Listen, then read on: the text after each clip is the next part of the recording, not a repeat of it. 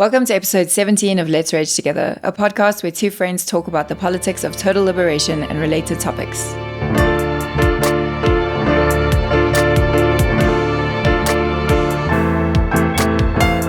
We annihilated the world before your very ears. You can't handle the truth.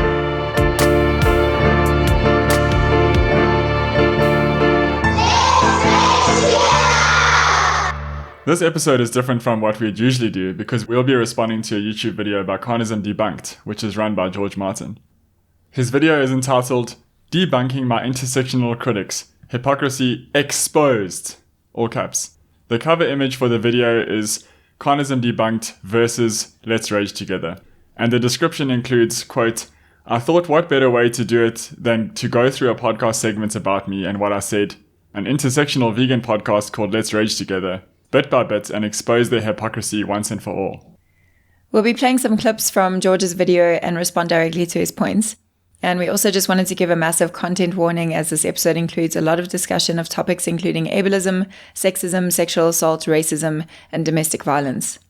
In the beginning of the episode, George specifically says that we are the podcast he is going to, quote-unquote, debunk, placing all of the emphasis on us. So we just want to clarify that the episode he is claiming to debunk was episode 11, Are All Animal Rights Activists Worth Supporting?, where we discussed a number of different activists and groups and why we find them problematic in different ways. To put it in perspective, his debunking video is just over 43 minutes long. He was kind enough to send me a message saying he, quote, comprehensively and thoroughly debunked our episode and opinion. Our episode was 1 hour 41 minutes, of which we spent all of 6 minutes making any reference to George Martin. We would appreciate that anyone listening to this would go and listen to that episode first if you haven't already, because the clips that he took from this segment were often misrepresented, misunderstood, and taken out of context. That said, we want to give fair consideration to the points raised by him and respond in a way which we hope will clarify our position on these issues, regardless of whether or not he or anyone else agrees with our views. Firstly, we feel that the verses in the title of his episode in this, as well as in all the other contexts where vegan activists debate non-vegans, is very divisive. Even though that is what we're being criticized for. Sometimes it's even racist, for example, Muslim versus vegan. The use of it here is no different. We don't think of this as a battle or a competition or like being against individuals, but rather something that we can have constructive debates about, where we can challenge each other to be better individuals. Framing it in that versus way is ridiculous. We should have a similar end goal. Framing vegans as being against non-vegans is also not something that ever helps veganism, in our opinion. We also thought we'd mention, just as a side note, we find it ironic that George is a prominent member of AV, Anonymous for the Voiceless, and therefore claims to be an abolitionist, yet he calls his channel Carnism Debunked. We've mentioned in a previous episode why the term carnism is not really aligned with an animal rights and liberation position, but to quote directly from carnism.org, carnism is the invisible belief system or ideology that conditions people to eat certain animals. Carnism is essentially the opposite of veganism, as carn means flesh or of the flesh, and ism refers to a belief system. Because carnism is invisible, people rarely realize that eating animals is a choice rather than a given. In meat-eating cultures around the world, people typically don't think about why they eat certain animals but not others, or why they eat any animals at all. So I'm not sure how anyone who claims to be an animal rights activist, especially an abolitionist, would choose to use a term that focuses so heavily on the consumption of flesh, and even uses so-called carnist language in terms like meat. And it also disregards all other forms of animal use in its very definition. So I'm not really sure why you chose that, George, but just a side note. Yeah, not very anti-speciesist, not very animal liberationist. But on the point of debunking intersectional critics specifically, we thought it was important to explain what it actually means to be pro-intersectional. According to the first Google definition that comes up of intersectionality, it means the interconnected nature of social categorizations such as race, class, and gender, as they apply to a given individual or group, regarded as creating overlapping and interdependent systems of discrimination or disadvantage. So an example of its use would be, through an awareness of intersectionality, we can better acknowledge and ground the differences among us. I personally find it interesting that you take such an issue with intersectionals, as you call us, when the history of veganism is very clearly much broader than the narrow, for the animals only view espoused by yourself and AV, George. I was recently at a really good talk by Roger Yates on grassroots activism, where he mentioned this issue as well. If you're not familiar with Roger Yates, he's been an animal rights activist for longer than either of us have been alive, and it's really worth looking into his work. In his talk, he made some really great points, including the critique that claiming that veganism is about non-humans only is a reducitarian view that goes against the founding values of the movement. Importantly, he differentiates between the focus and the scope of the movement, and I thought this was a really important point. Non-human animals are of course the focus of the movement, but the scope is much wider and should include the oppression of all sentient beings. So he included some earlier quotes to highlight these points, and I think these quotes should really be taken seriously because they come from people well before any of our time in terms of activism, and to kind of go against these is nonsensical to me. Essentially the people who kind of formed the definition of the movement that we're part of. Exactly. So the first quote that he used was from the Vegan News, which was in August 1945, and said, "The object of the vegan society is to oppose the exploitation of sentient life, whether it is profitable to do so or not." The next quote that Roger included that I thought was really important was from Eva Batt, and this was in 1964 in Why Veganism, where she says, and the language obviously is reminiscent of the language of the time, where it was very patriarchal and that was just the grammatical norm.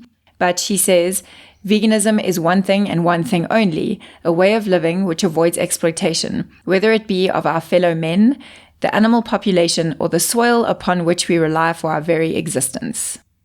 And a final quote, which I thought was useful, is from Kath Clements in Why Vegan, The Ethics of Eating and the Need for Change, and this was in 1995.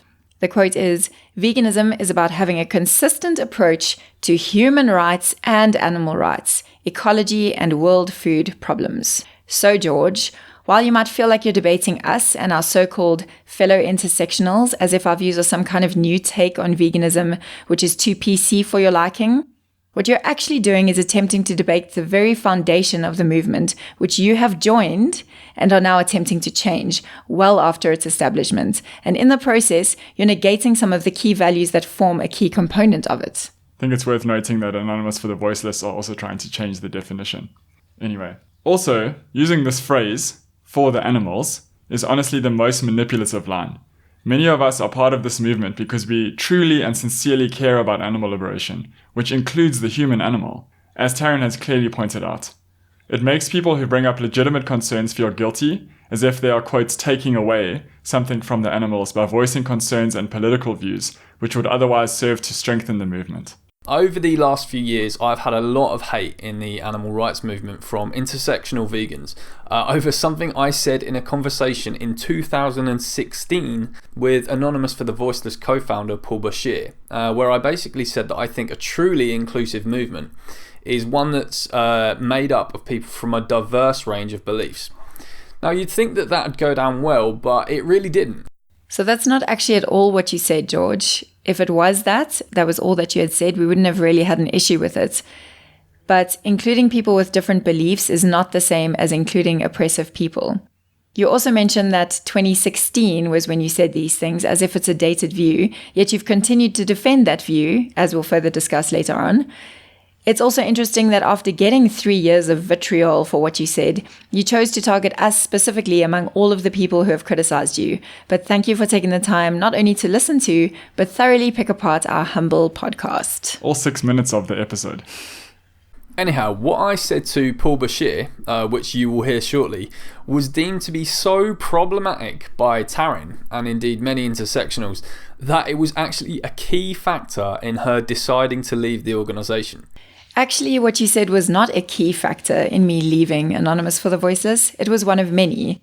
You'll hear later on in our episode that I said this, i.e. the discussion throughout the episode referring to AV, is why I left. And then I say, so back to George Martin, indicating that he forms a tiny part of a discussion about why I left, many reasons of which were not even mentioned in the episode.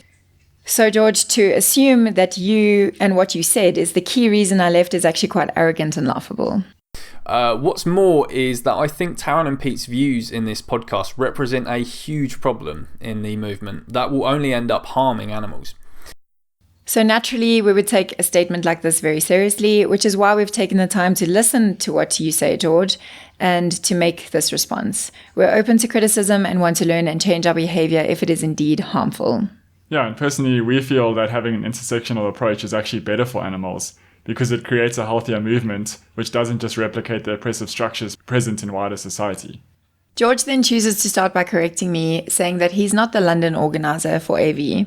I'm not really sure why anyone would care that this is no longer the case. I went to a demo last year in London where you were one of the organizers, George, and I have better things to do with my time than track your personal geographical movements, but thank you for that truly pointless correction. Anyhow, Taryn and Pete ramble a bit for the next minute or so about allegedly problematic stuff to do with AV that was already responded to, actually, by co-founder Asal in a video, which seemingly wasn't good enough for Pete and Taryn. But anyhow, let's move on. You're right. We didn't find the response video by Asal satisfactory, or any of the subsequent statements by either her or Paul. They, along with many activists, including you, George, continue to show a severe lack of understanding when it comes to feminism, oppressive language, and other politics that should be major aspects of our activist culture. Some even make fun of gender pronouns, frequently use ableist language, deny the existence of trans people, and use very sketchy words and phrases that seem to come straight out of white supremacist circles. Why are the founders of Anonymous for the Voiceless even talking about testing on prisoners to begin with, when we should all be talking about and fighting for the abolishment of the entire prison industrial complex? We recommend that anyone listening checks out the work of Angela Davis, former Black Panther, prison abolitionist, feminist, and vegan, if you haven't already. I mean, it's almost as if I acknowledge that people in the animal rights movement, and in fact people in the entire world, have different opinions about stuff. Yes, we completely agree with this. There's nothing wrong with different perspectives, and we have never implied that people should think exactly how we do. In fact, if you listen to our podcast regularly, you'll know that we often acknowledge that we have a lot to learn, all of us, including myself and Pete, and that we are open to any comments and criticisms that can help us improve our own thinking. We simply don't think that we should allow people who have hateful views a platform to harm others. What is a men's rights activist? Not like it's someone who just sits on their couch. Someone who sits on their couch. Yeah, that's interesting, Pete, given that, as the listeners are about to hear, if we had it your way and the animal rights movement was only made up of this fringe minority of people who share your worldview, literally millions of would-be animal rights activists would be doing just that and sitting on the couch.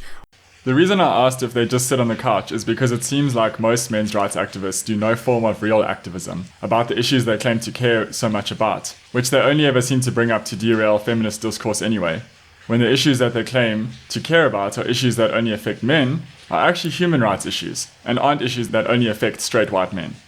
Are, quote, millions of would-be animal rights activists men's rights activists? I doubt that. I don't think you've considered the millions of would-be animal rights activists who wouldn't feel welcome if we allowed people with oppressive views to infiltrate the movement. I have also never said that I want everyone to have the same worldview as me, just for everyone to try their best not to be assholes to each other.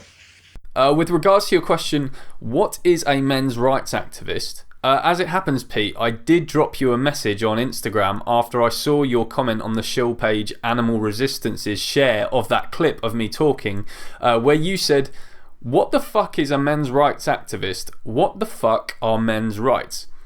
So I said in my message that it's the people who fight for the rights of men that women have indeed already been granted, and asked if you wanted me to list them for you. So for anyone who's wondering what on earth these could be, and yes, that is understandable because especially in the animal rights movement, we're always just taught by default that men seem to have more rights than women, even in Western countries. I'll just name a few of them.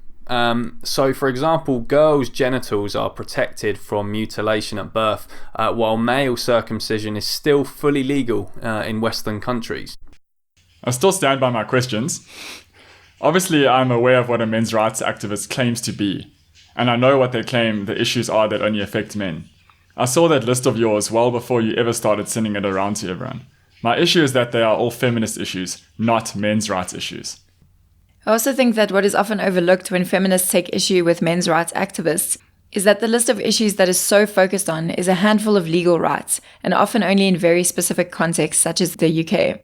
You're completely overlooking the fact that legality is not a measure of morality, and it certainly doesn't take into account male privilege or the more subtle and insidious forms of oppression and discrimination faced by women, which are outside of the scope of legal rights a lot of the time. In fact, many laws that would protect women will never even be enforced because of the normalization of violence against women. So, for example, many women have had at least one experience of sexual assault, but themselves would not even call it that, despite it falling within the scope of legal definition, simply because it has become just a normal part of everyday life.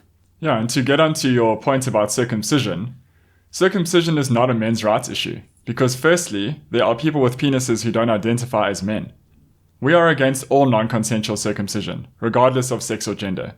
It is a human rights issue, not a men's rights issue. I feel that it is also important to point something out here. George seems to equate, quote, male and, quote, female circumcision, when he says that female circumcision is illegal but male circumcision isn't. Again, we are against all non-consensual circumcision, but there are differences between the two.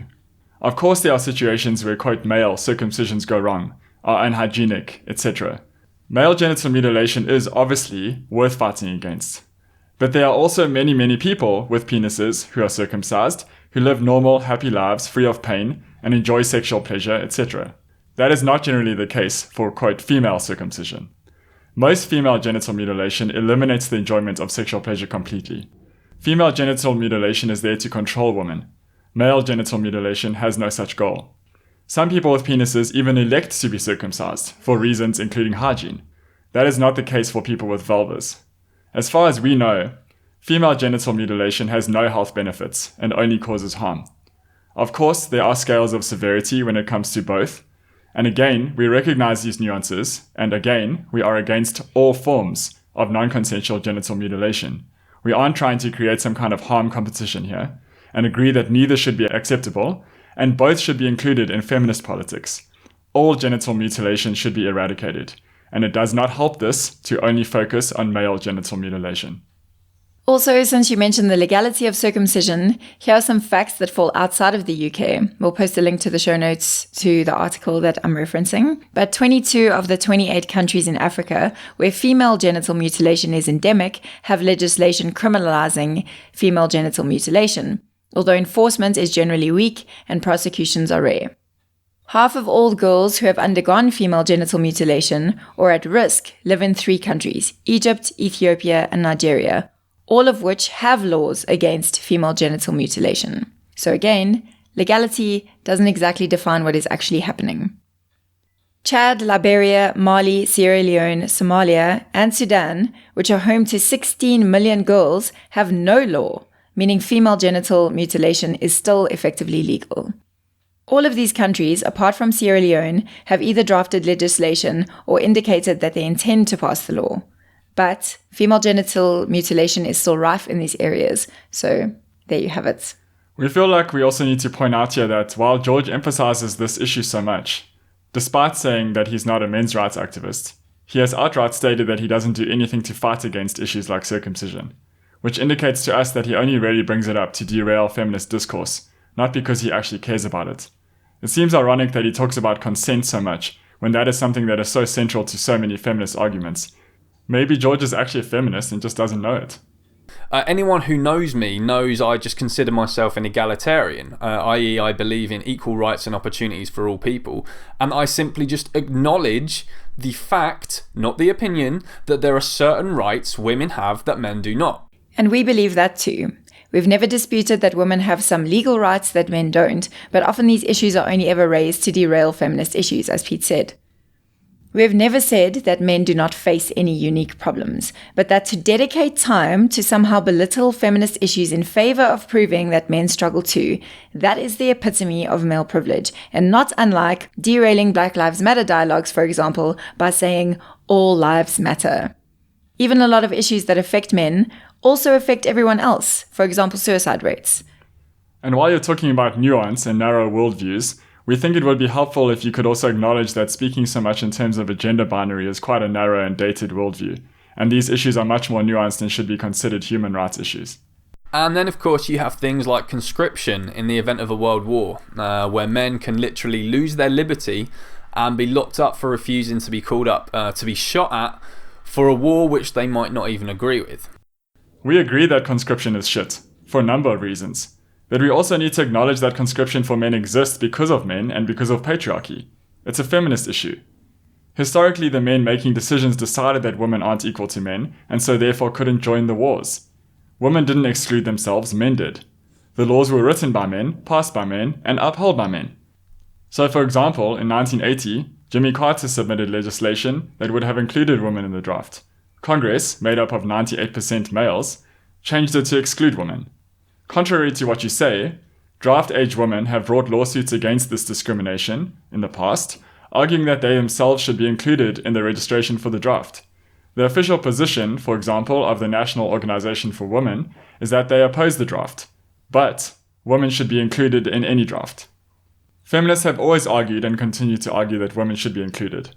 Feminists actually argue that military conscription is sexist because wars typically serve the interests of the patriarchy. Therefore, the military is inherently a sexist institution. They say conscription of men normalizes male violence, conscripts are indoctrinated into sexism and violence against women, and military training socializes conscripts into patriarchal gender roles. And then there's a few other things here and there. For example, men being turned away from domestic abuse shelters, even though women are just as likely to be perpetrators of domestic violence as men are. Obviously, men are turned away from women's domestic abuse shelters because men are the main perpetrators. That's not to say that there shouldn't be shelters for male victims. Of course, there should be safe places for male victims of abuse, and there are obvious problems relating to patriarchal norms which discourage men from seeking help and can also make them feel belittled or not taken seriously. But it is false that women are just as likely to commit domestic violence, and to insist that men be allowed into shelters with women who have been severely traumatized by men shows a blatant lack of understanding of the impacts of domestic violence, particularly in the context of a patriarchal society. This is not at all to say that male victims can't be traumatized, but living in a society where men hold the majority of the power and privilege and are also the majority of perpetrators, it would be irresponsible to disregard the fact that for domestic violence in particular, power imbalance is a key factor, and it would be insensitive to allow men to live in these safe spaces. For example, I once counseled a rape survivor who had a visceral reaction just seeing men with shaved heads because of her trauma, which was perpetrated by a man with a shaved head. Obviously, everyone's trauma is unique, but this just shows, as one example, how sensitive the issue is. How would you control a male perpetrator, for example, getting in and harming his partner? And seeing as you're so focused on the UK, we live in South Africa and these stats are obviously different, we thought we'd find some UK stats.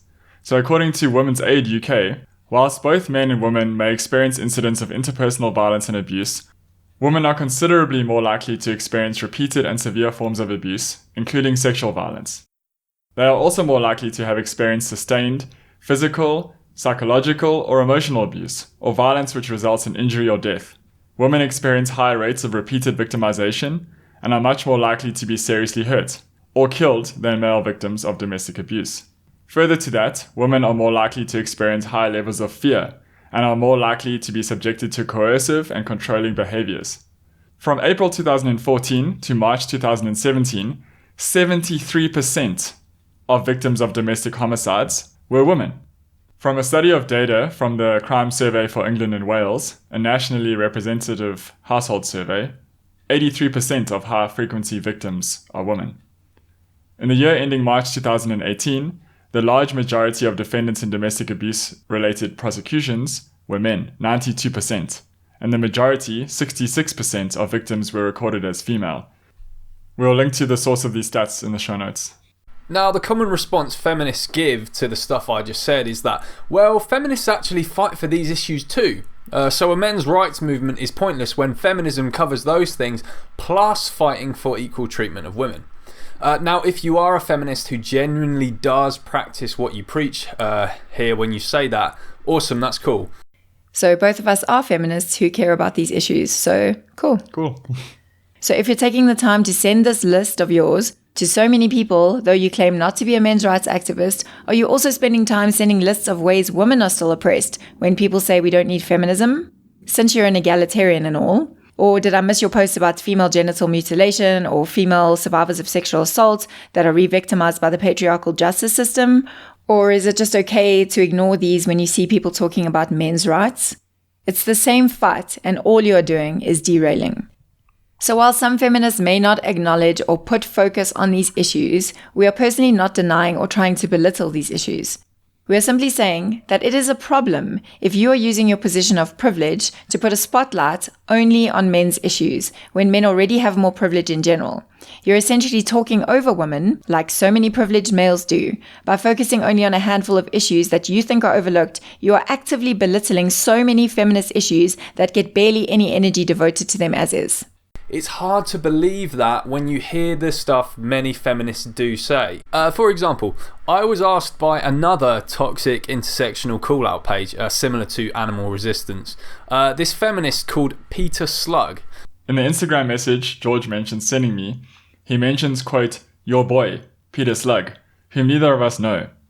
Yet we have been lumped together with him and the statements he made about consent and circumcision in a message. George mentioned that no intersectionals refuted his claims, but that's kind of a moot point because why would any intersectionals follow George anyway? We considered the fact that Peter Slug might also have responded impulsively and without thinking, so just out of courtesy we decided to message him and ask him ourselves. He admitted that his choice of words was bad and that he responded impulsively without thinking it through, and he responded, I don't agree at all, and I'm 100% against circumcision. It's not okay that parents get to decide on behalf of the child. A baby obviously can't consent to having a circumcision. Yeah, so to imply that we don't care about these issues is completely false. And then to quote someone else and then refer to these feminists as if we espouse the views that you're criticizing is actually just really poor arguing. Also, when responding to Peter Slug's messages, George Martin uses a clip to mock him, which is full of ableist language. So if you haven't heard it, just beware that there's going to be a lot of ableist language, including words like dumb, stupid, and insane. For someone who is not a self-proclaimed men's rights activist, you seem to put a lot of energy into promoting the men's issues that men's rights activists speak about. But apologies for saying self-proclaimed. George then states that we are fine with problematic stuff in line with our agenda. Nope. We all call out anyone, and we often even correct each other and are constantly learning and trying to undo our own problematic ways of thinking, including confronting other, quote, intersectionals when they do things that we think are problematic. Now, please don't think I'm tarring all feminists with the same brush. I'm not, and I acknowledge that many feminists are against circumcision, they are against conscription, and so on. But it's the statements feminists like these that Peter Slug and Pete makes that are the reason a men's rights movement exists in the first place. You acknowledge that some feminists are against circumcision and conscription, and so are we. So how exactly does it follow that men's rights activists exist because of us? They actually think that their views are above scrutiny. Actually, as we've mentioned, if you listen to many of our episodes, we fully acknowledge that we do this podcast to engage in critical discussion, to improve our own thinking as well, and we are completely open to hearing criticisms and learning from them. So let me give an example of a group of people who are far more conservative in their belief system than Trump supporters. I am, of course, talking about Muslims. Saying Muslims are far more oppressive than Trump supporters in general is racist. Some of Trump supporters are fascists and members of the KKK, for example. Yes, there are problematic beliefs in Islam, just like in Christianity, etc., but we are not saying that outspoken Muslim extremists should march alongside gay men and ignore the implications of that. It's also not the case that every Trump supporter is a racist, or a homophobe, or a misogynist, or whatever else. Yes, obviously not every Trump supporter is a homophobe or racist or misogynist, but many are. That is true for many groups of people, and obviously just because someone is part of an oppressed minority doesn't mean that they can't hold very problematic views. For example, Milo Yiannopoulos, a gay man who also holds far-right views. We understand this nuance. I think it's also kind of weird how you frame Obama as the polar opposite option to Trump. I don't support Obama in any way. He deported millions of people along with a lot of other shitty things, and I'm not going to defend him. Trump has also said a lot of other things you're leaving out. You also don't mention that he sat fighting with the president of North Korea on Twitter like a child about nuclear weapons while we all looked on in horrified disbelief. The truth is that Pete and Taryn and all their other cronies seem to be so blinkered by their own worldview that they don't even realise that people on the right will deem them to be oppressive because they defend what they consider to be highly oppressive belief systems themselves, like Islam, for example. You say we defend Islam. When exactly have we ever said that? Of course we think Islamophobia is wrong, but we have never defended Islamic religious principles. We actually find many religious principles to be oppressive and discriminatory, so you've failed to grasp the nuance of our position on this matter. You also speak about the problems with applying our logic consistently. And of course you make a valid point that to be perfectly consistent, we would likely take issue with almost everyone on the basis of some kind of problematic view, including our own. And we are not denying that, but what you're failing to take into consideration is that you are not holding your own statements to the same logical rules or picturing what the logical conclusion of your statements are. When you say we should allow Trump supporters at a march, you give no disclaimer as to which supporters you mean. And by your own insistence on logical consistency, we would assume you mean the KKK bunch as well. Ethics is by its very nature nuanced and full of grey areas. There are rarely, if ever, clear-cut black and white answers to many questions. This is why ethical debates and dilemmas go on for centuries, evolving and expanding with new thoughts and ideas. If you look at the list of logical fallacies on your own website, you'll find the Nirvana fallacy. Now, being the sterling animal rights activist that you are, you realize how frustrating it is when non-vegans employ this logical error to justify animal exploitation. I'm not sure how you missed the irony of this, but your statements are very reminiscent of non-vegans who do this and say, since veganism isn't perfect, why even bother? So the idea that we should be mindful of how different forms of oppression interlink and influence each other may not be perfect, and we will always be having to find ways to unlearn and relearn and be better. But it's not any more hypocritical than all of us vegans who use cell phones and drive cars and use essential medications that were tested on animals. There is a difference between defending someone's right to exist without discrimination and defending oppressive views. So while we may have come across as targeting Trump specifically, we've never said that people who support him are the only people in the world with problematic views. For someone who sarcastically accuses us of having a narrow worldview, you seem to be quite rigid and narrow in your thinking about these issues. Further, you're failing to acknowledge the complex dynamics at play when looking at social discourses and symbolism in society and how those impact on marginalized individuals. We mentioned Trump as an example largely because of his prominence in current discourse and the likelihood that even his name or ridiculous MAGA caps evoke strong responses from people, and rightfully so. George also says it blows his mind how small we want the animal rights movement to be if we exclude Trump supporters. No, George, we want people to dismantle their oppressive views, including but not limited to speciesism, for a stronger movement, where literally everyone is welcome, except those who marginalize and oppress others. They can learn and grow too, and if they choose to hold on to their shitty views even after being confronted about why certain behaviors are not okay, then yes, they can fuck off. George also criticizes me for grouping climate change deniers in with oppressive groups.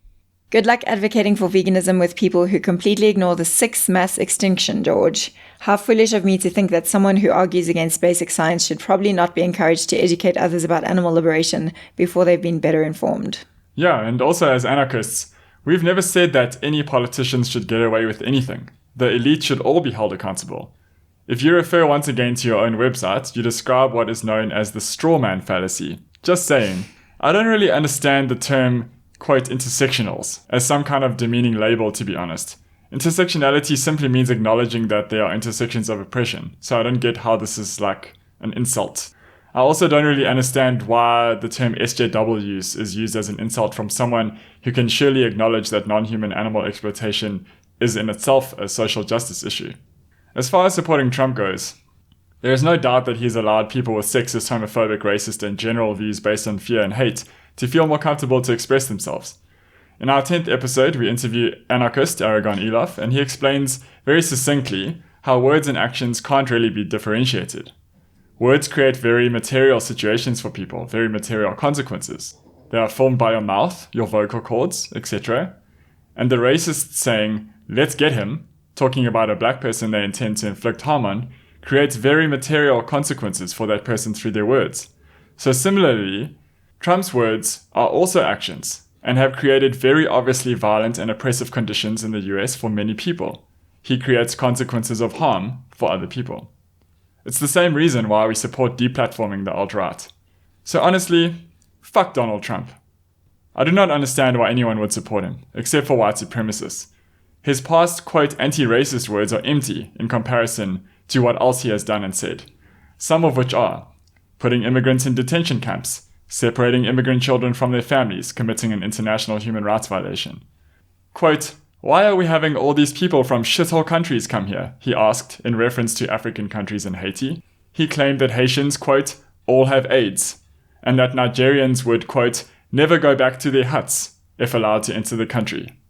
He told 4 congresswomen of color, all American, to go back to the, quote, crime-infested places from which they came. He compared being impeached to being lynched. He called Mexican immigrants criminals and rapists. He defended white supremacists, neo-Nazis, and members of the KKK as, quote, some very fine people, implying a moral equivalence between white supremacist marchers and those who protested against them. He restricted Syrian refugees and travel by immigrants from 7 Muslim-majority countries, separating families and sending people back to the countries that they hadn't visited since they were children. It is obvious that this was a blatant racist ban on Muslims. He has twice been sued by the federal government for, quote, discouraging the renting of apartments to African Americans. He has blatantly criticized, ridiculed, and made it clear that he's against the Black Lives Matter movement. I don't think we even need to mention the fucking wall. Quote, I have a great relationship with the blacks, Trump said in April 2011. I've always had a great relationship with the blacks. He implied that Gonzalo Curiel, the federal judge presiding over a class action suit against the for-profit Trump University, could not fairly hear the case because of his Mexican heritage. Curiel, it should be noted, is an American citizen who was born in Indiana. Even members of Trump's own party slammed his racist remarks. 3 times in a row, Trump sidestepped opportunities to renounce white nationalist and former KKK leader David Duke, who recently told his radio audience that voting for any candidate other than Trump would be, quote, treason to your heritage. Reports of neo-Nazi groups rallying around Trump go back as far as August 2015. So, for example, a leader of the Virginia KKK who backed Trump told a local TV reporter, quote, the reason a lot of Klan members like Donald Trump is because a lot of what he believes, we believe in. One study found that, quote, Trump's rhetoric and rallies served to heighten white identity and increase the perceived threat facing white Americans, and found that counties which hosted a Trump rally saw a 226% increase in hate-motivated incidents. In 2019, the Brookings Institute reported that stats show that Trump's racist rhetoric has resulted in an increase in violence in America. Their study found that, quote, substantial evidence that Trump has encouraged racism and benefited politically from it. A survey of over 10,000 teachers conducted by the Southern Poverty Law Center's Teaching Tolerance Project after the 2016 presidential campaign showed that, quote, the results of the election are having a profoundly negative impact on schools and students. Most respondents believe the impact will be long-lasting. Respondents reported an increase in, quote, verbal harassment, the use of slurs and derogatory language, and disturbing incidents involving swastikas, Nazi salutes, and Confederate flags. Nearly a third of the incidents were motivated by anti-immigrant sentiment, and anti-black incidents were the second most common, with frequent references to lynching. Anti-Semitic and anti-Muslim attacks were common as well. There were nearly 900 hate incidents across the US in the 10 days following Trump's election, a report released by the Southern Poverty Law Center found. And that number is very much likely higher as most hate crimes go unreported. Those attacks included vandals drawing swastikas on a synagogue, schools, cars, and driveways, an assailant beating a gay man while saying the, quote, president says we can kill all you faggots now, and children telling their black classmates to sit in the back of the school bus. In nearly 40% of those incidents, the SPLC found, people explicitly invoked the president-elect's name or his campaign slogans. The Council on American Islamic Relations and the Anti-Defamation League have also tracked significant growth in racist and bigoted attacks. In 2016, U.S. Attorney General Loretta Lynch said FBI stats for 2015 showed a 67% increase in hate crimes against Muslim Americans. Hate crimes against Jewish people, African Americans, and LGBT individuals increased as well. Between 2014 and 2018, the number of hate groups skyrocketed 30%, reaching 892 in 2015, and ending up in 1,020 in 2018. According to Mark Potok at the SPLC, Donald Trump's presidential campaign speeches demonizing statements about Latinos and Muslims have electrified the radical right, leading to glowing endorsements from white nationalist leaders such as Jared Taylor and former Klansman David Duke. The Ku Klux Klan held a rally at the Charlottesville Unite the Right rally in 2017. Former Grand Wizard David Duke spoke, calling the demonstrations a, quote, turning point, saying, "We are going to fulfill the promises of Donald Trump. That's what we believe in. That's why we voted for Donald Trump, because he said he's going to take our country back." The fact is that Trump treats other races differently to white people. That is racism. Besides the racist stuff, he's also blatantly sexist and homophobic. I don't think we need to repeat his grabbing statement. He's pro the death penalty. He's also recently pretty much condemned the Kurdish people in Rojava to death at the hands of fascist Turkey and ISIS. He also very clearly could not care less about the environment and is a climate change denialist. How anyone can defend Trump actually blows my mind. He's a fascist, bigoted, hateful piece of shit. I don't really understand how George thinks that we would practically ban people from events or spaces. We're not going to screen people and ask them what their politics are at each event. We also aren't some kind of authority. Obviously, if you were doing something that required a high level of trust like direct action, you would have to screen people, but that's not the case in more general situations. What we are talking about is an intolerance towards intolerance. How could we possibly know what the politics of each individual at an event or in a space are? But if someone arrives wearing something like a swastika or a MAGA cap or a flaming torch or zichheiling, then obviously we are going to ask them to leave, for the simple reason that they are going to make a lot of other people there feel uncomfortable and unwelcome. And it's our responsibility as people who have more privilege to confront them, not the responsibility of the people who might feel uncomfortable. White silence is just as dangerous and deadly as white supremacy. If someone feels uncomfortable, unwelcome, or unsafe, of course we are going to say something, as we all should. Views that create those conditions are not welcome. And this is why we also believe it is important to have a radical understanding of race, class, and gender dynamics. When problematic behavior arises, we should be asking, are their politics and views based on hate? Do they want genocide, segregation, or any other kind of system that infringes on the autonomy and freedom of others? Do they see other races, genders, classes, sexualities, or any other category of people as somehow inferior to themselves or the group that they associate with? Are they encroaching on the freedom of others in any way, or expressing views that do that? Are they taking up too much space, and do they become belligerent instead of responding to criticism when this is pointed out? Are they making other people feel uncomfortable, unsafe, and or unwelcome? So if they fulfill those, then yeah, they aren't welcome. Kind of like what Anonymous for the Voiceless claims to do but doesn't. Their founder, Paul, still uses ableist language but claims to be inclusive, and Asal honestly questions why it's wrong to call people a pussy when you can call them a dick. Are you serious? It really doesn't have to be very complicated. The truth is that Pete and Taryn and all their other cronies seem to be so blinkered by their own worldview that they don't even realise that people on the right will deem them to be oppressive because they defend what they consider to be highly oppressive belief systems themselves, like Islam, for example. Obviously, we know that people on the right would consider our views oppressive. Equality always feels like oppression to those who hold the majority of power. And again, we do not defend Islam. What are you talking about? Defending victims of racism and oppression is not the same thing as defending their beliefs. The Quran, similar to the Bible, is also all of those things you mentioned: patriarchal, homophobic, authoritarian. The left does not defend Islam either. Where are you getting your news from, George? It's actually quite frustrating how you twist things. We actually have similar views expressed about Hillary Clinton, and we aren't going to defend her.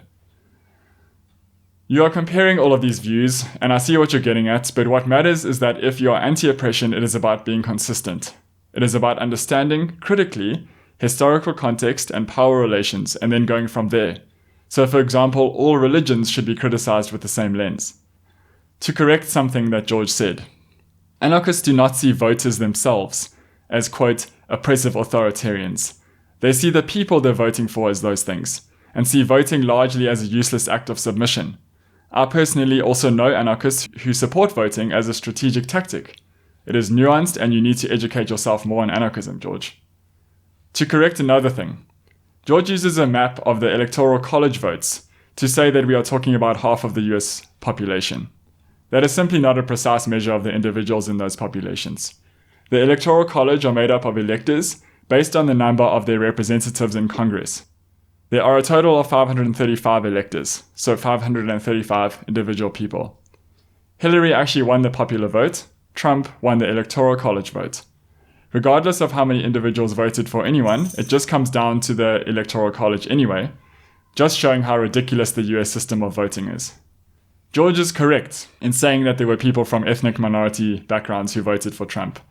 But what he fails to mention is that they were in the small minority of people from ethnic minorities represented. Only about 6% of black identifying voters and about 28% of Hispanic identifying voters, to be specific. It should also be noted that both demographics only hold 10 shares in the Electoral College. 4 by black men, 6 by black women, and then 5 each for Hispanic men and women. Versus white voters, who hold 74, 33 by white men, 41 by white women. Racists, eh? That's funny, Pete, because on Animal Resistance's share of my conversation with Paul to call us out, you were one of the 20 people who heart reacted a comment saying, of course they'd say that. Their white, abled males haven't experienced 1 ounce of racism, sexism, ableism, etc., and so they come out with shit like this. Whitewashing ethnic minorities is pretty damn racist, and it doesn't take a genius to work out that someone whose surname is Bashir is hardly descended from fucking Iceland or Norway or some shit. So yeah, Paul, the guy who was agreeing with my points in the conversation, is not white. He's Middle Eastern. I am sorry. I did not realize that Paul wasn't white, and I apologize for that sincerely. I still agree with the sentiment of the comment though, and I think that it still applies to George. But I would like to apologize to Paul and anyone else who may have been offended by me liking a comment on an Instagram post. And this is something intersectionals commonly do. I've seen it more times than I can count in the animal rights movement. They just assume that if someone doesn't share their intersectional opinions, that they must be white. Because, of course, people of different ethnic backgrounds can never have differing opinions on stuff. They all just think the same way. Actually, George, we have never said that, and while Peter's acknowledged that there was a flaw in the comment that he liked on Instagram, the assumption that we assume that only white people can hold problematic views is completely ridiculous and oversimplifying the fact that white people typically hold more privilege in society. So to clarify what we figured would be an obvious point, just like many female-identifying people can uphold the patriarchy, so too can people of color uphold white supremacy. There is such a thing as internalized misogyny, and there is such a thing as internalized racism. So that said, we do not assume that anyone who voted for Trump is devoid of their own ability to think critically or employ their own agency. So Trump himself is white, but that doesn't mean his supporters all are. His supporters make up a completely diverse mix of people, so be it black, brown, white, gay, straight, and so on. Again, please keep in mind that Trump supporters are by far white-dominated. George then criticizes me for the following. Yeah, so now you're saying that you have zero tolerance for this, but you're expecting women who may be victims of sexual violence to march alongside men's rights supporters who probably don't care. Sorry, what? We're now in the field of, if you are someone who marches against conscription and circumcision, that must mean you don't care about rape? Seriously, Taryn, come on. Again, I thought this was a simple thing to understand, but apparently not, so I'll clarify my views in case anyone listening actually thinks that my views are that simplistic. Yes, obviously you can care about the legality of male circumcision or conscription without being a garbage human. But so many men's rights activists only ever raise these issues in response to feminist discussions to derail and silence the issue at hand. That is the problem. So yes, many supporters of men's rights probably don't care about the patriarchal oppression of women, which leads to an enormous number of women being sexually harassed or assaulted. And if we just welcome them with open arms without any kind of challenge to that way of thinking, then we're enabling them to minimize female voices and replicate patriarchal norms within the movement. As you later acknowledge... Now, I will be honest, I have seen some pretty fucking shitty comments before by men's rights activists, so maybe that is what Taryn is referring to. I saw a screenshot once, for example, of a men's rights activist who said he would always vote not guilty in a rape trial in court, regardless of the evidence, i.e. if the guy was actually a rapist. Now, that specific guy is a fucking piece of shit and doesn't deserve to live. But here's the thing, I've seen feminists make equally disgusting and oppressive comments as well. Take these, for example. The victims of false rape allegations have a lot of pain, but it's not necessarily a pain I would have spared them. I think it ideally initiates a process of self-exploration. How do I see women? If I didn't violate her, could I have? Do I have the potential to do to her what they say I did? These are good questions. Here's an unpopular opinion. I'm actually not at all concerned about innocent men losing their jobs over false sexual assault allegations. Sorry, if some innocent men's reputations have to take a hit in the process of undoing the patriarchy, that is a price I am absolutely willing to pay. Yeah, I'm not fucking sure many of those people who are actually fucking affected by that would be willing to pay it, you fucking idiots. So I'm wondering now if Taryn will be shutting out feminists from attending marches because of the opinions of these people, because I can assure you most people wouldn't feel comfortable around those two ladies in the screenshots I just shared. But I imagine Taryn's answer will be no, and that's different. Yes, those are the kind of men I'm referring to. That association matters. The not all men rhetoric is so tired. Regarding the shitty comments made by women, of course there are shitty people within feminism. There will be whenever there are groups of humans. We aren't going to defend either of the examples that you use because we don't agree with them either. We need to always be challenging people in our circles who hold problematic views. That said, you are completely disregarding the fact that there are far less of those than men making shitty sexist comments, and women are not privileged in the same way men are. You cannot simply ignore systematic oppression when looking at these issues. Are all white people racist pieces of shit? No, but as a white person myself, I can acknowledge that most, if not all, are to some extent racist, and we absolutely all benefit from white privilege.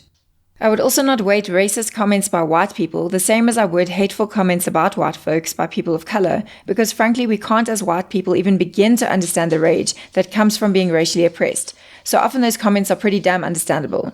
So you, George, as a person with male privilege, pointing out instances of female anger to somehow justify the disgusting things said by some men's rights activists should probably take a back seat here.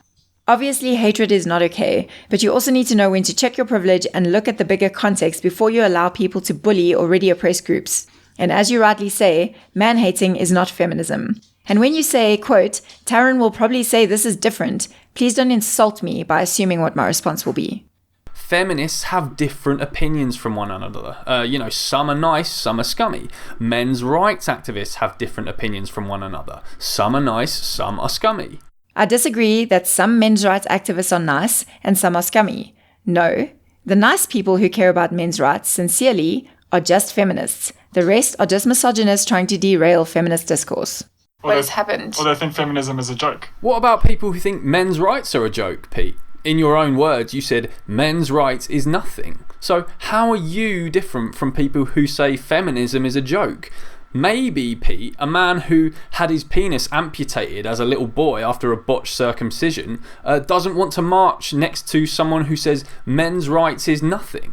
So maybe, Pete, you should be banned from the next animal rights march in your city because to you, men's rights are a joke. I am different from people who say that feminism is a joke because feminism is a relevant understanding and critique of gender and power dynamics, and men's rights isn't. Okay, of course I wouldn't be able to speak on behalf of someone who's had their penis amputated due to a botched circumcision. But maybe they would be smart enough to realize that what happened to them is not only an issue that affects people who identify as men, it's actually a feminist and human rights issue. And they might join in with the feminists because a men's rights march would be ridiculous. Yes, I do think that classifying any of your so-called men's rights as issues that only affect men and that so therefore require their own rights construct is a fucking joke. The issues raised aren't a joke at all, but the idea that a men's rights movement is needed to counter feminism is a joke. Exactly. Or Trump supporters who are fine with being anti-immigration and outright racist to march alongside people of color. That is not inclusive. You know what else is not inclusive, Taryn? Just assuming that every Trump supporter is a white supremacist or something. Actually, I said Trump supporters who are racist. I didn't say all Trump supporters are white supremacists, George. So Taryn's idea here that a person of colour wouldn't want to march next to a Trump supporter is based on mere stereotype and on the personal views of intersectionals and anti-Trump people. Now, you're not the voice of black or brown people, Taryn. We have already actually pointed out that 94% of black people did in fact not vote for Trump. There's probably a good reason for that, George. Yeah, and I also think it makes perfect logical sense to assume that the majority of people of color would not feel comfortable marching alongside Trump supporters. There's even a video of a black person at a Trump rally who started chanting Black Lives Matter, got attacked and beaten up, which was then defended by Trump, because apparently what the man was doing was, quote, disgusting. That's what you mean. You certainly don't mean the billions of people of colour worldwide who wouldn't give a fuck and who, unlike you, don't just automatically assume that someone who votes for a conservative politician is racist. You contradict your own logic when you say, quote, the billions of people of colour worldwide who wouldn't give a fuck. How would you know that? And what are you basing that statement on? Is that not making assumptions on their behalf?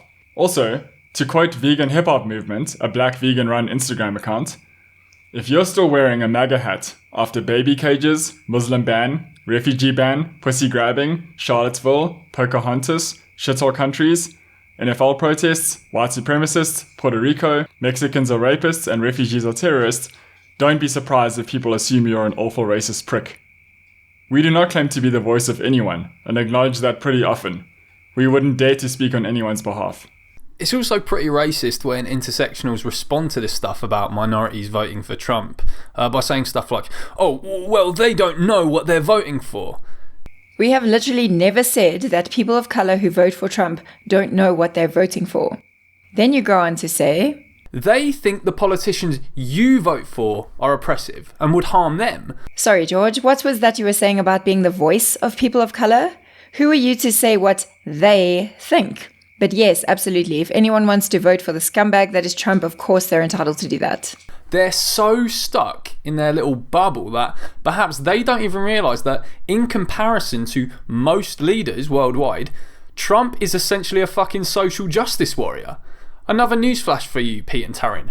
Most people in the world have highly conservative views that would make Trump look like Bernie fucking Sanders. What does comparing Trump to shittier leaders have to do with anything? He's also shittier than many other leaders. It doesn't make him any better or excuse anything he's said or done. Serial killers in comparison to someone who commits genocide aren't that bad, right? I cannot actually believe that you just called Trump a social justice warrior. Yeah, exactly. How ridiculous to say that Trump is basically a social justice warrior and then play a little anti-racist speech as if you really believe that that speech represents his views. Or did you forget the evidence of his blatant racism mentioned earlier? No matter how many speeches he makes to show how so-called anti-racist he is, how could that possibly negate all the evidence there is to the contrary? And yeah, a lot of people do hold conservative views, we acknowledge that, but does that mean we can't think critically and oppose those views? Thanks for all the news flashes, by the way. I also think it's kind of weird how you talk about Bernie Sanders like he's very radical or very far left. But yes, all in all, we agree with a lot of the points you've made, bringing up all of these problematic politicians. We don't disagree with that, and we never have. But again, we use Trump as an example pretty frequently because, as we mentioned earlier, he is very dominant in social discourse and is a very easy example of supporting problematic people. But thanks for the condescending sarcasm. I will do everything in my power to protect our LGBTQ citizens from the violence and oppression of a hateful foreign ideology. I think it's worth noting here that Trump vows to protect LGBTQ people from hateful foreign ideologies. He hasn't done anything to protect them from domestic ones. Also, we have to probably question why he is so concerned about foreign ideologies, because actually it's probably just a guise to hide the fact that he wants to attack Muslim people. Yeah. Try saying that in Saudi Arabia or Somalia or Eritrea. So again, if Pete and Taryn are to be consistent, the vast majority of people from Africa, Asia and the Middle East and so on would not be allowed at marches either, because I can assure you now, Taryn and Pete, the majority of those people vote for politicians that are way less progressive than Trump. Like, you can't even compare. Again, comparing Trump to places with oppressive governments doesn't make him any better in any way. We are also against fascist Islamic leaders and beliefs. You speak as if the people in those places you mention all chose or support their leaders and hold the same views as them. The majority of those people are living in oppressive contexts that you don't even understand, so who are you to speak on their behalf? I don't see how you can use the word progressive and Trump in the same sentence. George then goes on to compare Trump's America to Japan and calls Japan one of the most progressive countries outside of the Western world. I would question what he bases this on, and all of the points that he brings up about the laws there obviously suck, but I just wonder what criteria he's using to call Japan progressive. What we can compare to Trump's America are glimpses of the world we would like to see, like Orwell-era Catalonia in Spain, the Zapatistas in Mexico, the Kurds in Rojava, and many other examples of real, radical, direct democracy. And if we compare Trump's America to them, he is absolute dog shit. Why are you comparing down? We should be comparing situations to how we would want the world to be. I am indeed a centrist. I see nuance in things, and that is why my arguments in this video are consistent and irrefutable.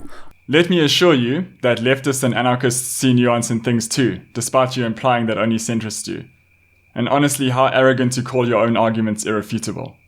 Conservatives, if not already right-wing or right-leaning, tend to favour centrism because it upholds the status quo and their current position in society, instead of embracing a radical approach of acknowledging privilege, oppression, and unfairness throughout history, and then actually making shifts to address these. Anyone should have the right to express themselves, sure, but I do not respect your freedom of speech or freedom of expression if your so-called freedom means having the right to say that other people shouldn't even exist, or in less obvious instances, the right to deny the existence of trans people, or the validity of oppressed minority group member life experience in general. The centrist understanding of nuance, as accepting all points of view, is fundamentally flawed.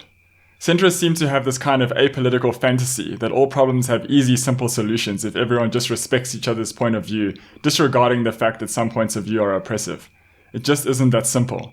It matters how we think about each problem we have in society. When deciding on things like education, healthcare, the economy, environmental protection, etc., we have to make value judgments along with practical ones, so there's no way to remove ideology from this. I think that everyone should have the freedom to be able to say what they want if their idea of freedom is reciprocal.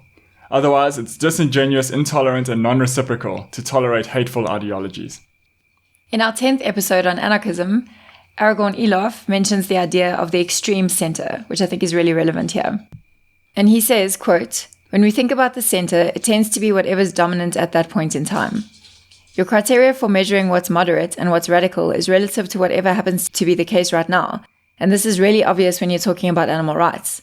The moderate perspective in terms of how we treat animals is one of the most extreme parts of society. The vegan position is seen as really extreme. But that's just because the exploitation of non-human animals has occupied the center for so long and become the norm for the majority of the human population. So when you extrapolate from that and say, well, in terms of veganism, we understand that the center is pretty extreme, apply that to other parts of our social lives. Apply that to the political sphere. The center can be anything. The center can be Donald fucking Trump. It can be Bolsonaro. I think we need different criteria, and that anarchism offers those different criteria. And it decenters things and says, instead of just trying to measure ourselves along the spectrum, why don't we just decide what we'd like life to be like and create a context in which we all have a meaningful say in what we'd like our lives to be like? Because that's the underlying principle, right? That we should all at least have a say. It's not this utopian blueprint like, anarchism said the world must be like this. It's like, we should all have a say in how the world works, and most of us don't have a fucking say. George then uses a clip of a stuttering child to mock the way Pete says something. Mocking the way Pete said something which made sense is really petty. If you have to resort to mockery before even addressing the point made, then there isn't a whole lot we can say to you. They are actually associating Trump and his supporters with Nazis. We don't actually equate Trump and his supporters with Nazis, but there are Nazis who support Trump. Literally. People who do Nazi salutes and sport swastikas. You also laugh at the example of allowing Nazis to march alongside Jews and black people. Well, let's take what you said to its logical conclusion, George. You said you want to see Trump supporters as part of an inclusive movement. So are you talking about KKK supporters, or were you only referring to the Trump supporters you had in mind? Nah, this is not some kind of pro-Trump vid or anything. I'm not asking anyone to vote for or agree with Trump. I'm simply asking for some fucking perspective. Thanks for clarifying that, because it really seems like a pro-Trump video, to be honest. Yeah, you put a lot of time into framing him as a sterling human. You have literally cherry-picked quotes to make him somehow look good. Again, your own website explains why this fallacy is an issue. Fucking perspective, hey? What's your perspective, considering the people who have been victims of the violence inspired by him? But to find a Trump supporter who is a literal Nazi among his millions of black, brown, gay and trans supporters would be like trying to find a needle in a haystack.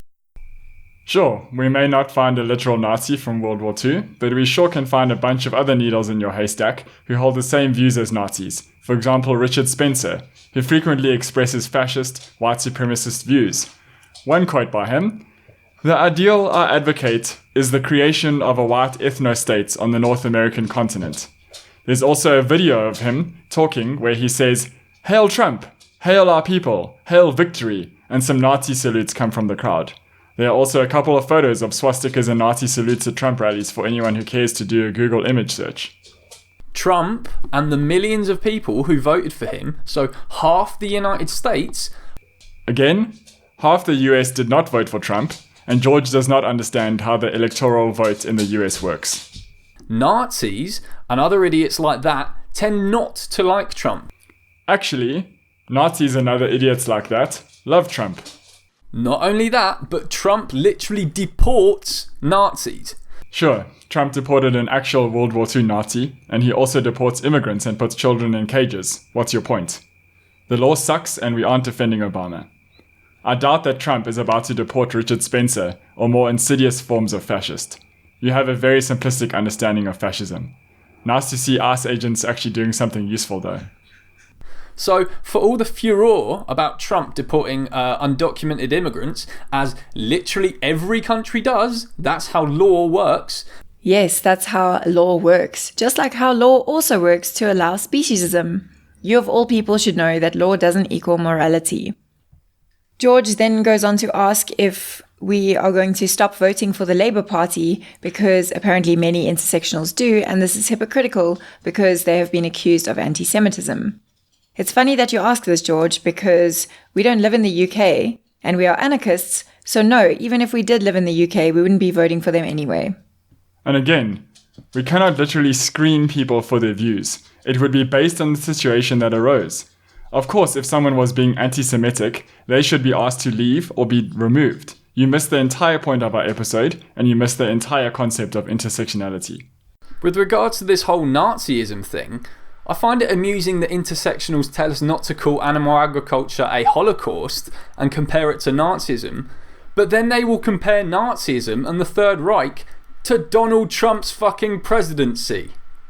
It is relevant to compare Nazism and the Third Reich to Donald Trump's presidency when there are people who vote for him who use the literal flag of the Third Reich, sport swastikas, do Sichheils, and hold similar beliefs about racial and genetic superiority. In contrast, human beings are not trying to eliminate animals from the face of the earth, as Hitler was trying to do to Jews, and historically they are separate events. Animal exploitation is bad enough to stand on its own without having to compare it to other forms of oppression. Sure, we can make parallels, just as Carol J. Adams does with feminism and veganism, but not comparisons. As ridiculous as that sounds, there are far-right vegans who think that these people should die. Unfortunately, there might be the odd one here or there, but hear me out. Those are not the activists I'm saying should be welcomed into animal rights spaces. Exactly, so you agree with us. This disclaimer probably would have helped your case when you told Paul that, quote, Trump supporters, as a blanket statement, should be welcome. It's also interesting that you raise these points, since you and AV so openly support Gary Yourofsky, who literally hates all people and has made numerous racial slurs and has wished for people to be violently raped, and that survivors of the earthquake in Nepal should have died if they eat animals. But yeah, sure, no problem there. Thanks for at least acknowledging that we shouldn't welcome far-right people into animal rights spaces. We can definitely agree on that.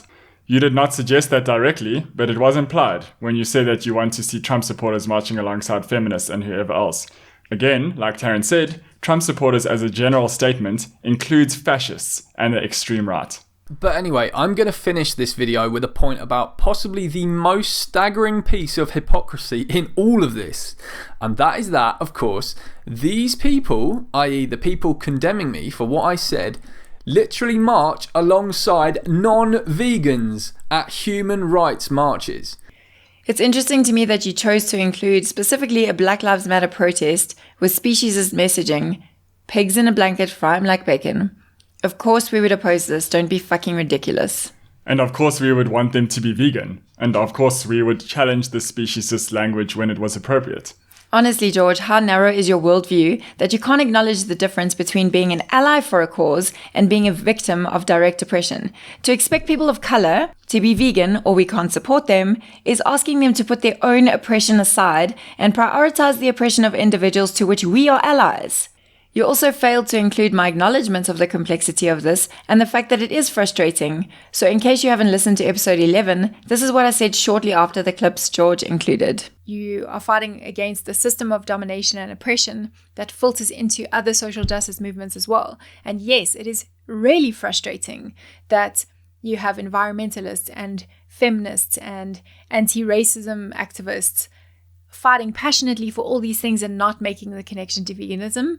Yes, that's really frustrating. Non-veganism is a global norm, and humans are also animals.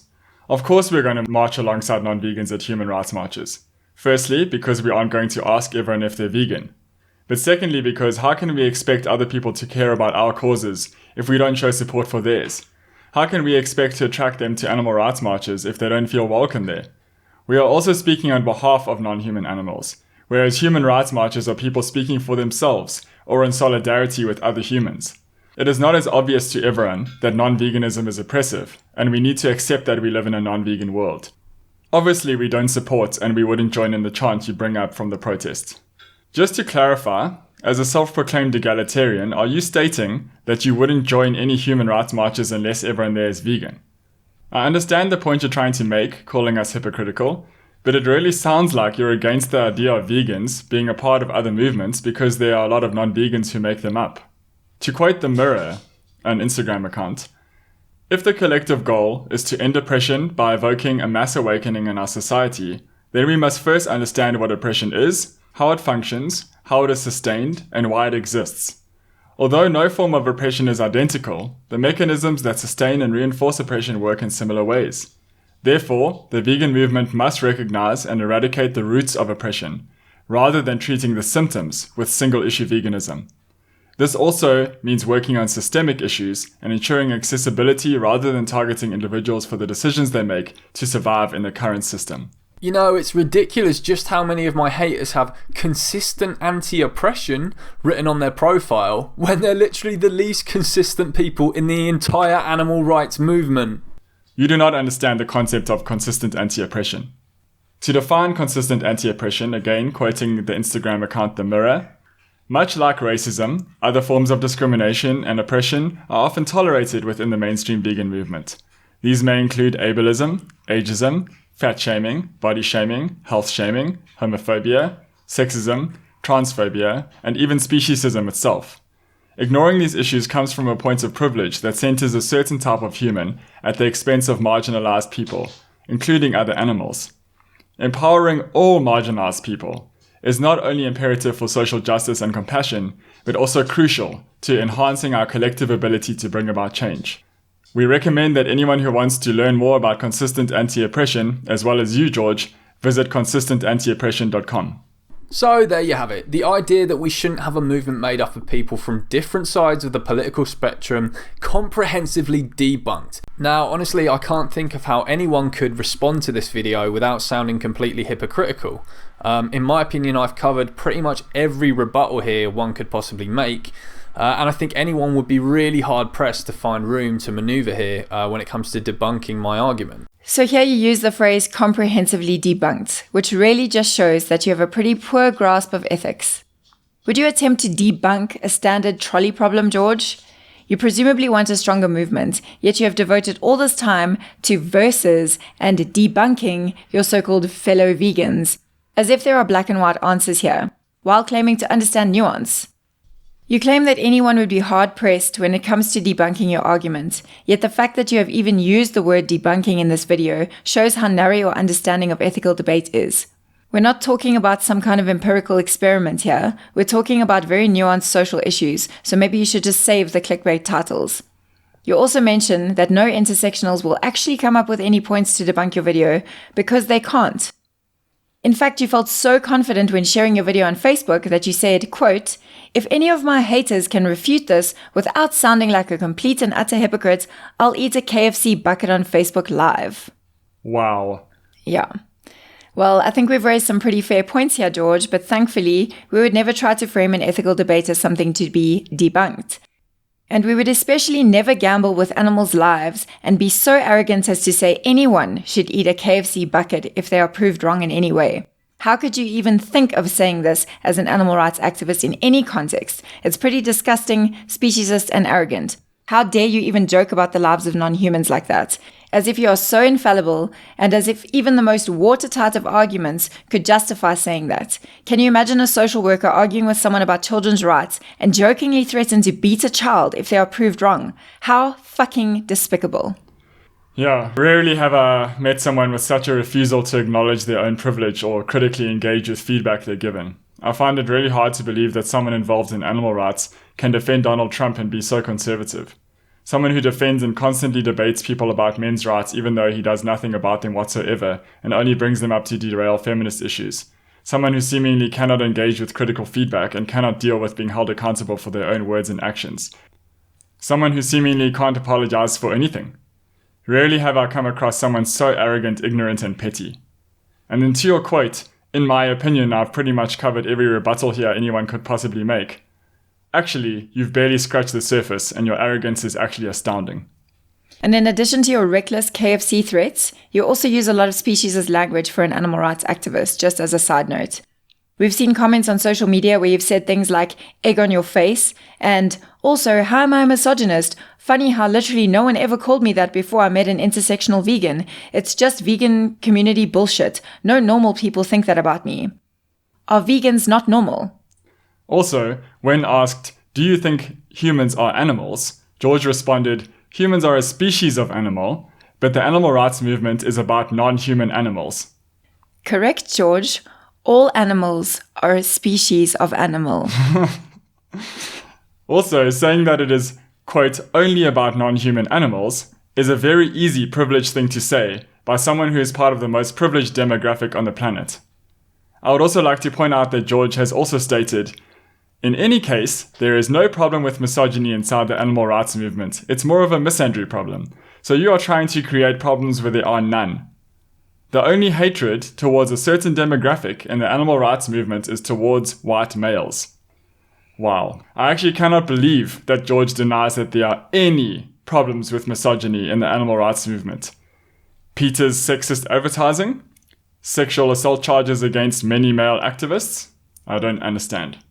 Yeah. So just a little quote from author Joan Dunneyer. Bigotry of any form corrupts a society's character and impairs its judgment. That stands for the animal rights movement as well, and it's really a point worth considering. And just to throw in a quote here by one of the people who we really respect in the animal rights movement, Christopher Sebastian, he says, no movement for liberation has ever been born from conservative ideology. And when conservatism appears in progressive spaces, it is always to the detriment of the movement. Because their mantra is not really about inclusive spaces, and it's not really about being non-oppressive. It's about power. It is really funny how you can bring up power and yet still defend the concept of men's rights. So, just as a last point, you are right that this is actually about power. It's about dismantling oppressive systems that give power to the few. We want all systems of oppression and domination to be torn down. We want people to consider their roles in these systems and to learn and grow and be better to all human and non-human animals. And we are included in this. We also want to learn and grow and be better. If we didn't, we wouldn't have taken the time to even bother listening to your video or take time to respond. We should all be introspecting and challenging our own views and trying to be more inclusive, and that means challenging people who uphold these systems of domination and encouraging them to be better too. It means questioning ourselves and changing our language and our views and the way we do things when we learn that we have been thinking in harmful ways or supporting people who reveal themselves as having discriminatory ways of thinking. Which is what I did when I left AV, and what we both try to challenge ourselves to do every day, and with every episode of this podcast. We actively try to acknowledge our own need to unlearn and relearn, and try to be better. You should try it sometime. Until next time, love and liberation.